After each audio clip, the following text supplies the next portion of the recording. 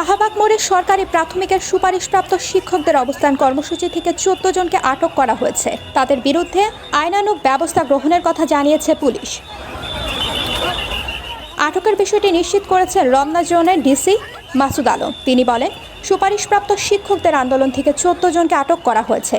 তাদের মধ্যে 7 জন পুরুষ ও 7 জন নারী রয়েছেন। সরকারি শিক্ষক পদে তৃতীয় ধাপে ঢাকা ও চট্টগ্রাম বিভাগের 6,531 জনের বাতিল হওয়া নিয়োগ ফিরিয়ে দেওয়ার দাবিতে টানা 8ম দিনের মতো আজ বৃহস্পতিবার দুপুরে সড়কের ওপর অবস্থান নেন সুপারিশপ্রাপ্ত শিক্ষকরা। এতে সায়েন্স ল্যাব হয়ে মৎস্য ভবনমুখী সড়কে যান চলাচল বন্ধ হয়ে যায়।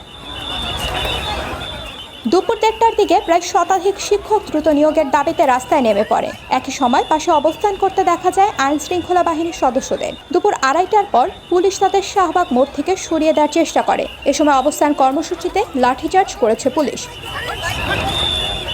জলকামানের পানি ছিটিয়ে তাদের শাহবাগ মোড় থেকে সরিয়ে দেওয়া হয়। এক পর্যায়ে শাহবাগ মোড় থেকে পিছু হটতে বাধ্য হন তারা। বেলা 3:45টার দিকে তারা পাশেই জাতীয় জাদুঘরের সামনে অবস্থান নেয়।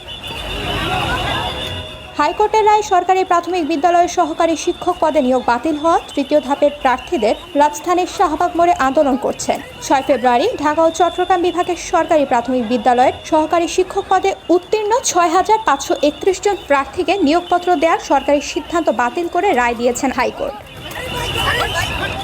এর আগে 19 নভেম্বর সরকারি প্রাথমিক বিদ্যালয় সহকারী শিক্ষক পদে তৃতীয় ধাপে 6,531 জনের নিয়োগপত্র প্রদানের সিদ্ধান্ত স্থগিত করে হাইকোর্ট। এ সংক্রান্ত বিষয়ে শুনানি নিয়ে হাইকোর্টের বিচারপতি ফাতেমা নজিব ও বিচারপতি মাহমুদুর রাজির সমন্বয়ে গঠিত বেঞ্চ এ আদেশ দেন। গোটা পদ্ধতি অনুসরণ করে নিয়োগ দেয় আদালত এ আদেশ দেন।